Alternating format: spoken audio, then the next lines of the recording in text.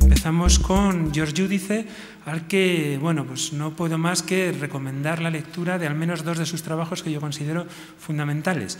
El de Política Cultural, publicado a medias con Toby Miller, y el que acabo de citar, Tecnología, Música y Experiencia, del año 2007, con un enfoque más ensayístico y más incluso literario. Es un texto precioso, ambos editados en Gedisa, y pues son simplemente una pequeña pizca de la capacidad analítica, investigadora y propositiva del profesor Giudice. George, cuando quieras, tienes media hora. Bueno, muchas gracias, Rubén.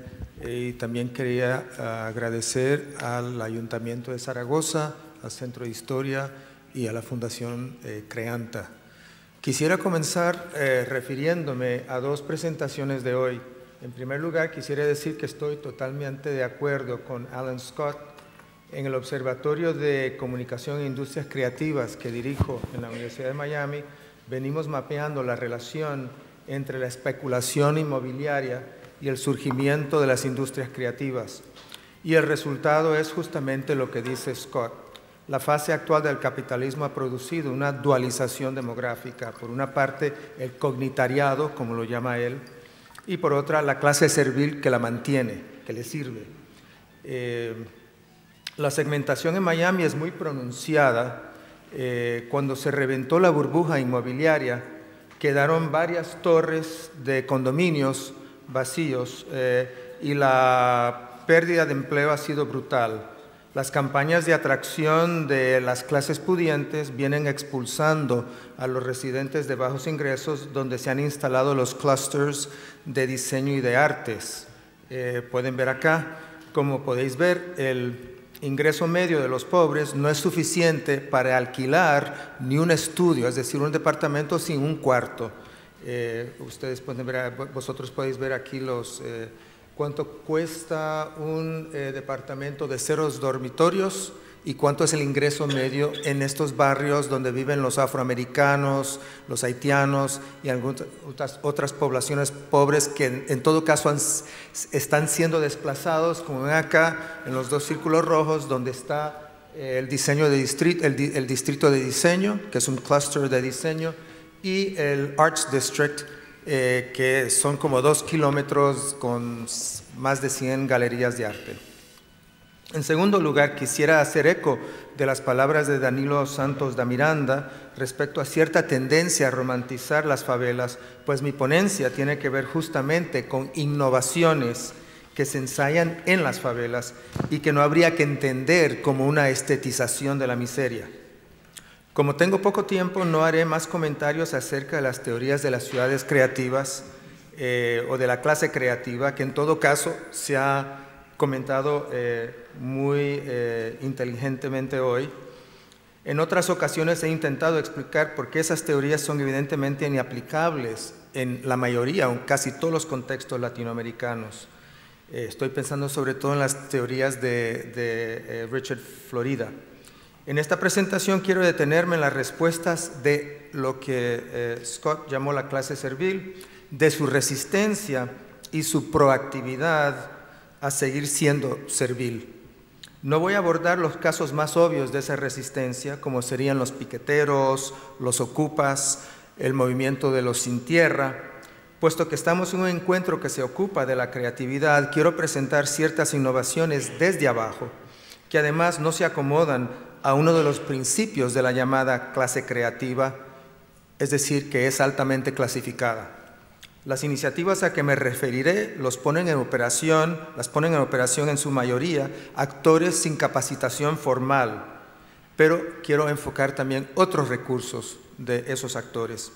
Sin entrar en detalles, quiero hacer el siguiente planteamiento, que en la transición a la democracia en Brasil a lo largo de los años 80 y 90, las nuevas formas de organización, muchas introducidas por ONGs y métodos de organización comunitaria, a veces impulsadas por la cooperación internacional, condujeron a buscar soluciones a los graves problemas de ciudades brasileñas.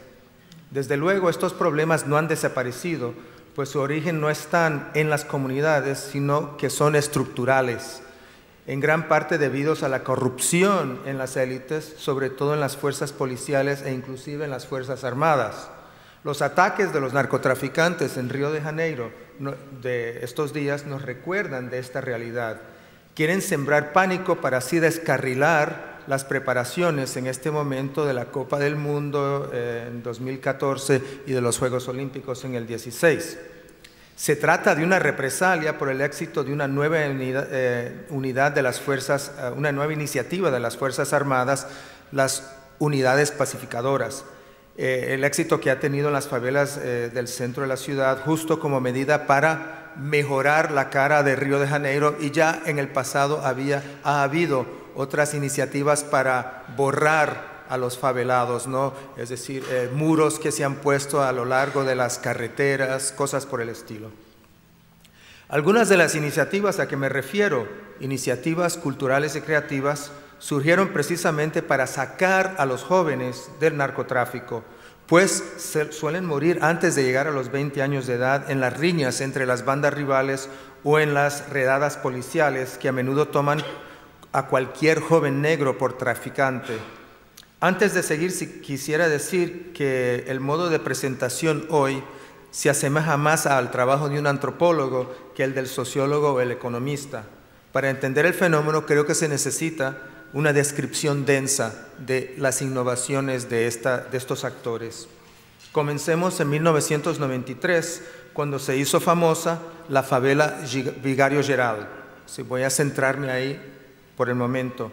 Debido a la masacre de 21 habitantes por parte de la policía que balaceó indiscriminadamente a los ciudadanos inocentes en busca de la venganza contra los narcotraficantes que controlaban la favela y que habían matado a 4 de sus colegas el día antes, cuando los policías entraron no para mantener el orden, sino para capturar las drogas, los narcóticos de los narcotraficantes y luego revenderlas.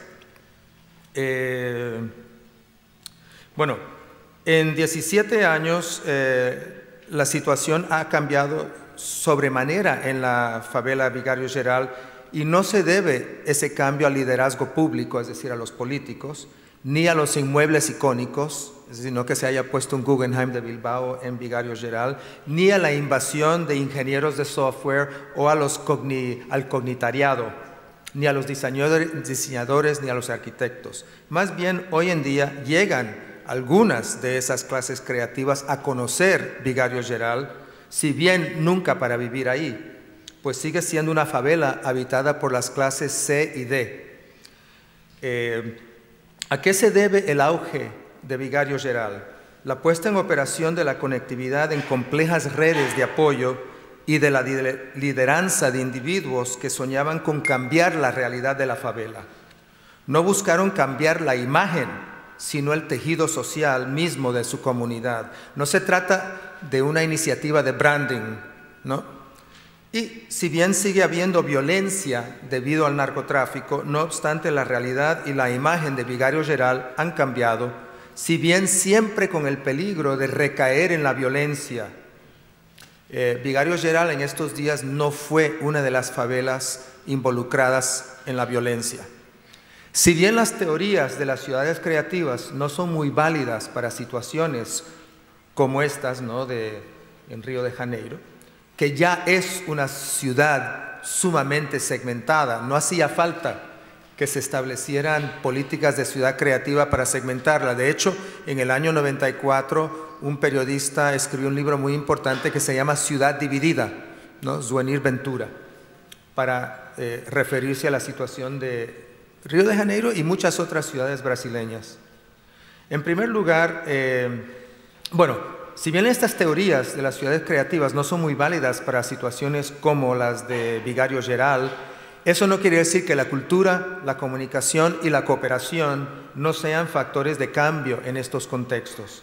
En primer lugar, se viene presenciando un auge y una valorización de la cultura de las favelas y de las periferias del Brasil.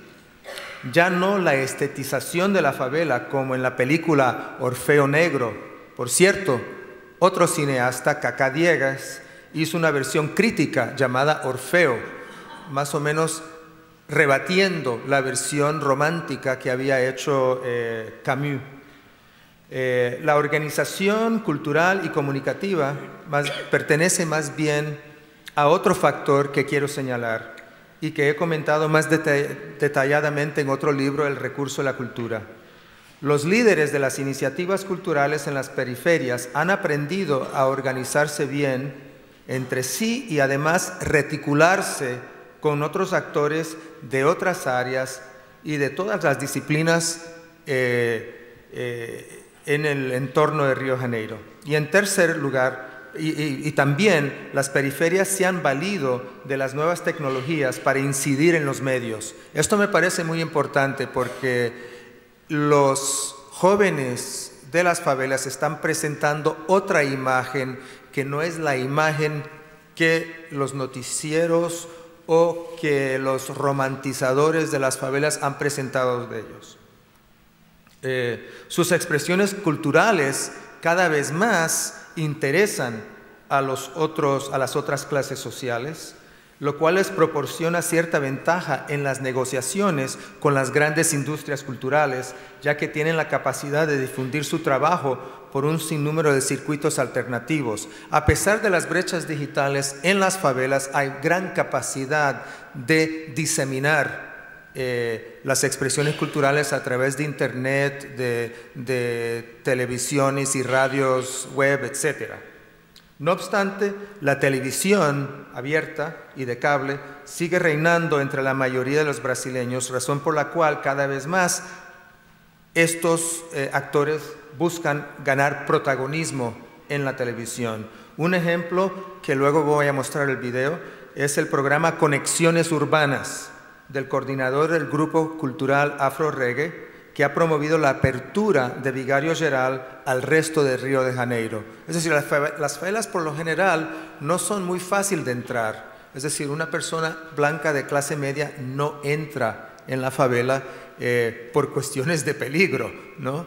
Pero en Vigario Geral se está creando una apertura, no al turismo de favela, sino al trabajo social. Puedo ejemplificar estos puntos con una brevísima historia de Afro Reggae. Luego de la matanza antes referida, el coordinador de Afro Reggae, José Junior, se propuso crear un espacio a partir de la cultura y darles, mediante ese espacio, una alternativa a los jóvenes favelados que se encontraban entre la espada de los narcotraficantes y que los reclutaban como carne de cañón para vender drogas, y la pared de la policía, que presumía que todo adolescente negro es un delincuente. Como DJ, Junior había sido un DJ, optó por la música que más gustaba a los jóvenes de la favela, que es el funk y el rap. Creó una banda de percusión que con el tiempo fue incorporando otros instrumentos y músicas. En el contexto de la grave crisis de violencia de mediados de los años 90, Junior entró en una red de actores diversos que colaboraban en estrategias para eliminar la violencia. Entre ellos estaban los líderes más creativos de las llamadas acciones ciudadanas. Por ejemplo, la Acción Ciudadana contra el Hambre de Bechiño, una figura muy importante, y también la Acción contra la Violencia Viva Río de Rubén César Fernández. Y también en esta red, periodistas de prensa y televisión, funcionarios públicos, abogados y sobre todo grandes personalidades del mundo de la cultura y las artes, algunos de los cuales, como los músicos Caetano Veloso y Gilberto Gil, y la actriz y animadora de televisión Regina Casé, la funkeira, la cantante de funk Fernanda Abreu, el rapero Envy Bill, y el productor y antropólogo Hermano Viana se convirtieron en padrinos de estos jóvenes.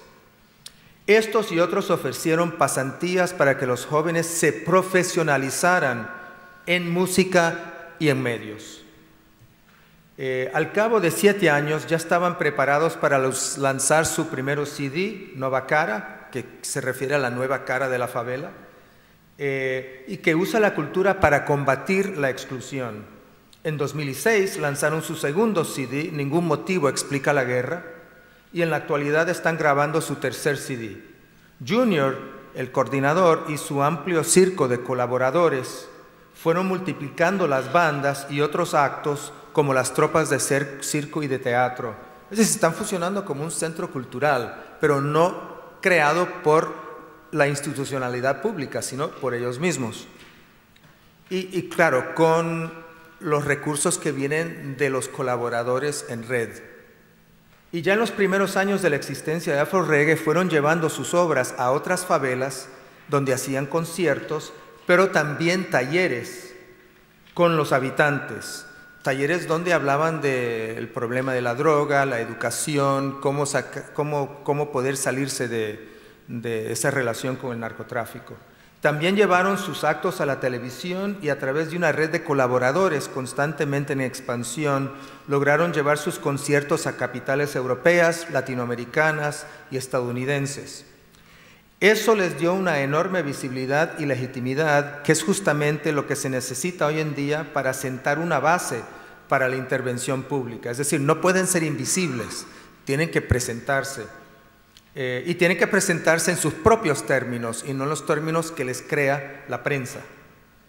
Hoy en día son una gran empresa, hay que tener en cuenta, que maneja 12 bandas, otras tantas compañías de circo, de teatro, programas educativos y un nuevo centro cultural que costó 6 millones de reales, más o menos 3,5 millones de dólares o en euros 2,5 millones de euros que ellos ganaron, ¿no? Contribuyen además el 30% de sus ingresos, ellos son empresa, a su ONG, que junto con subsidios, donaciones y otros ingresos financia el trabajo social en las favelas de Río de Janeiro, que tiene que ver no solo con cuestiones de entretenimiento y cultura, sino con educación, capacitación, etc. La importancia de Afro Reggae no radica solo en el hecho que buscan dar una alternativa a los jóvenes favelados, reside más bien, mucho más importante, a mi ver, en la articulación a lo largo y ancho de la sociedad carioca, brasileña y también internacional, pues así se busca dar valor a estos jóvenes en estas redes. Cabe decir que a lo largo de los años se vienen capacitando los jóvenes junto con el coordinador y otros jóvenes que crean nuevas iniciativas, sea en música, en nuevos medios, en publicidad, en servicios sociales. Esta labor de conexión y apertura de espacios públicos son de lo más importantes en la constitución de una cultura con pretensiones a la igualdad. Digo con pretensiones porque Brasil está muy lejos de una socialdemocracia equitativa. Si bien el gobierno actual ha logrado sacar a 20 millones de habitantes de la pobreza en los últimos 8 años de su gestión. Es decir, el entorno de los últimos 8 años en cuestiones de gestión pública ha sido muy importante para parte del trabajo que llevan a cabo estos jóvenes en las favelas. El trabajo de Afro Reggae, como el de otros colectivos en las favelas, Noise do Morro, que es una iniciativa parecida a Afro Reggae, solo que trabajan con teatro en las favelas, en muchas favelas. Central Única de las Favelas, que es otra iniciativa que proporciona, entre otras cosas, equipamientos de cine y de video, donde los residentes pueden hacer sus propias narrativas acerca de su vida. Y de hecho, una de las primeras muy importantes fueron las que hicieron respondiendo a la imagen que Ciudad de Dios creó de Ciudad de Dios, porque algunos de los fundadores de esta ONG son de Ciudad de Dios y entonces respondieron directamente a la manera en que fueron representados en la película.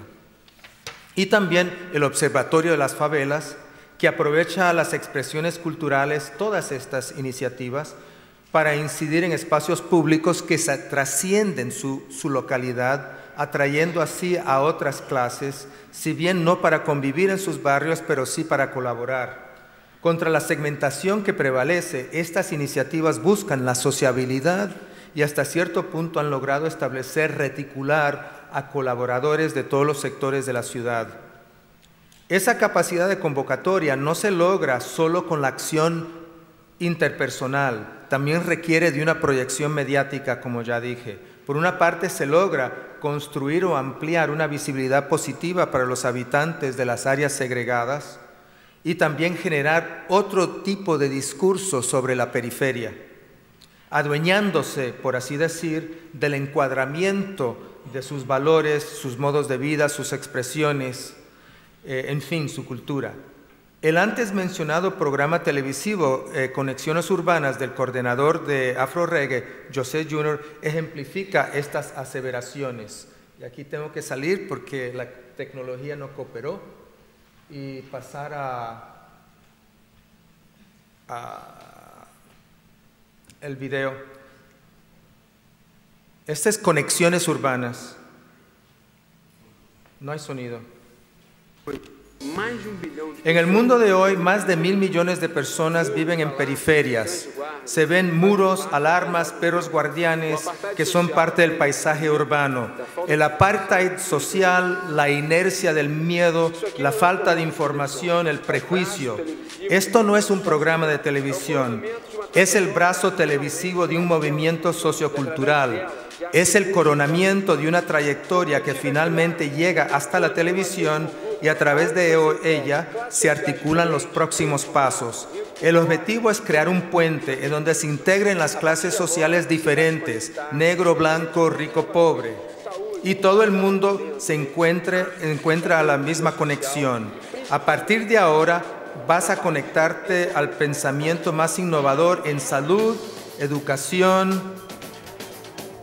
¿Cómo salgo de esto? En salud, educación, medio ambiente, arte, tecnología social y sobre todo paz. Esto es Conexiones Urbanas. En estos programas, Junior entrevista a innovadores en todas las áreas de la vida social. Lo que quiero mostrar aquí es que son las clases faveladas mismas que están manejando cierta innovación cultural, social, a veces tecnológica.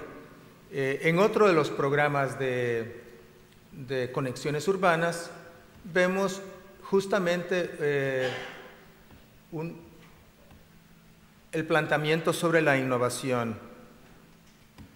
Dice, un emprendedor es un tipo que hace que las cosas acontezcan. Un tipo que inventa una cosa desde cero y la pone a girar. Hoy Conexiones Urbanas tira el puente entre Río y Sao Paulo, entre el mayor fomentador de la cultura funk en el Brasil y un joven empresario paulista. Dos emprendedores de universos opuestos, pero con una meta común, la inclusión social. Junior y los jóvenes de Afro Reggae pueden codearse hoy en día con emprendedores innovadores sin haber terminado la secundaria en la mayoría de los casos. Es decir, otra cuestión que mucha de la innovación viene de gente que no pertenece a ese constructo de la clase creativa que es altamente calificada. Creo que es este. No. Acá. Volvemos.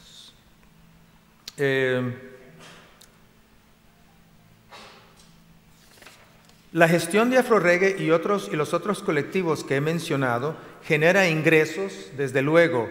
Ya hace 6 años, la rama empresarial de Afro Reggae generaba 6 millones de reales por año, 1 millón provenientes de la comercialización de productos de vestuario y de eventos, y emplea directamente a 170 personas, muchos de ellos de clase media, como sus promotores, algunos promotores y abogados. Es decir, vemos una situación inversa donde unos jóvenes de favela contratan a gente que se parece a nosotros con traje y corbata, etc. Además, creó el programa Empleabilidad en alianza con instituciones financiadoras como el Banco Santander, que confían en la efectividad de Afro Reggae para conectar a miembros de su comunidad local con empleos legítimos. En agosto de 2010, Empleabilidad contaba con 1.125 personas con contratos formales y derechos laborales, 685 de ellos exprisioneros o individuos antes involucrados en actos criminales. Afroreggae tiene actividades en 61 favelas y en muchas ciudades alrededor del mundo, con el apoyo de decenas de fundaciones, empresas y gobiernos municipales. Más allá de los beneficios que generan para estas comunidades, también aportan una serie de instrumentos de efectiva democratización a los diversos actores que transitan por la red. Un buen ejemplo es la intervención de Afroreggae en las políticas de seguridad. A partir de su experiencia como negociadores de conflicto, ahí ya perdí el orden, estoy en la 18, perdón. A partir de su experiencia como negociadores en conflictos por necesidad, porque viven entre narcotraficantes y policía, y de su búsqueda de concientizar a la policía acerca de los abusos policiales cometidos en las favelas, Afroreggae entró en un proyecto que se llama Proyecto Juventud y Policía, un programa diseñado conjuntamente con el Centro de Estudios de Seguridad y Ciudadanía de la Universidad Cándido Méndez y la Secretaría de Defensa Social para trabajar con cuerpos policiales y reformar el concepto y la práctica de seguridad. Para dar una idea de la densidad de las redes que fomenta y en que participa Afroreggae, cabe mencionar que el proyecto Juventud y Policía también involucra a Luis Eduardo Suárez, entonces, cuando se formó, secretario de Seguridad de Río de Janeiro y luego coautor con 2 policías de la novela Elichi da Tropa, que quizás conozcan la película en que se basa en esa novela, Tropa de Élite, ¿no? Además, Suárez, el exsecretario de Cultura, que luego se hizo secretario de Seguridad de Río de Janeiro, luego pasó a ser secretario de Seguridad de Nova Iguazú, de la cual voy a hablar luego, dentro de un minuto. Sí, bueno, quizás más rápido. Bueno, Suárez también colaboró con otro padrino célebre de Afroreggae, el rapero Envy Bill, el que está aquí enfrente, en unos estudios sobre el impacto, y estos son jóvenes y el productor que nunca terminaron la secundaria, que han hecho varios estudios, ¿no? También se hace investigación a partir de estas iniciativas de favelados, ¿no? Acerca de los niños en el narcotráfico. Y con el productor Celso Ataíji, que está atrás con la camisa roja, escribió 2 libros sobre uno que se llama Cabeza de Porco, que en la jerga carioca quiere decir problemas sin soluciones, que son los problemas, ¿no?, típicos de esta ciudad, y Falcón, un narcotraficante, y la participación de las jóvenes, de las mujeres en el tráfico. Celso Ataíji, a su vez, es el fundador de Central Única de las Favelas, o CUFA, que ya mencioné, que como Afroreggae es una iniciativa mixta entre empresa, tiene un sello de hip hop y una productora de audiovisual y una organización sin fines de lucro dedicada a la acción social. CUFA pone a la disposición de los moradores varios equipos de video y les ofrece capacitación y espacios de proyección y comentario. Como explica el sitio de CUFA, CUFA es una organización nacional que surgió de la unión de jóvenes de varias favelas de Brasil, especialmente jóvenes negros que buscaban un espacio en la ciudad para expresar de diversas formas sus inquietudes e intereses. En su mayoría pertenecían al movimiento hip hop o estaban influenciados por él. A partir de diferentes encuentros descubrieron que juntos sus capacidades crecían, etcétera. Como falta de tiempo no termino la cita. Otro integrante de Afroreggae es Cio Sales, ex jefe de prensa de Afroreggae, luego integrante del consejo editorial de la revista Conexiones Urbanas, que vimos. Es ahora el secretario de Cultura de la ciudad de Nova Iguazú, donde Luis Eduardo Suárez ha sido el secretario de Seguridad. Es una pequeña ciudad que queda al noroeste, a 1 hora al noroeste de Río de Janeiro. Fue vicesecretario de otro del secretario de Cultura, que fundó dos proyectos, los más interesantes que yo conozco en barrios periféricos. La Escuela Libre de Cine es un modelo de política cultural para la nueva época, porque se trata, bueno, no voy a entrar en detalles, pero capacitan a los jóvenes, es decir, han hecho un acuerdo con el sistema educativo de que por la mañana van a la escuela y aprenden matemática, escritura, etcétera, pero por la tarde consideraron que hoy en día se necesita una capacitación en audiovisual en nuevos medios para ser un ciudadano de hoy en día. Y esto en un barrio muy pobre, ¿no? También fundaron la Escuela Libre de Música Electrónica.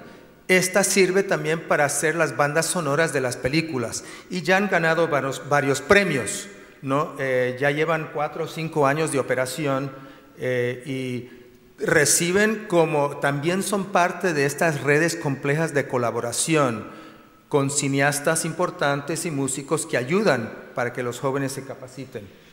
A su vez, Ezio, el secretario de Cultura, que trabajó con Afroreggae, creó un programa de circulación de libros y democratización de la lectura. No voy a entrar en detalles porque no tengo tiempo.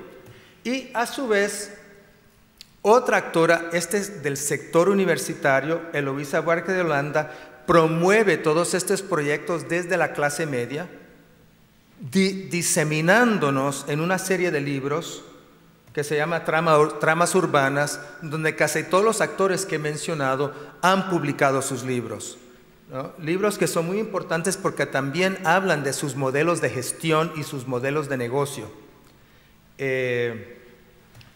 Estos son algunos de los cuales menciono. También tienen operaciones en Sao Paulo, por ejemplo. Hay 80 lugares donde se lee poesía en voz viva, lo que se llama sarao en portugués. Este es el libro de Cooperifa, uno de los más importantes, Cooperativa de la Periferia, que también colabora ahí, ¿no?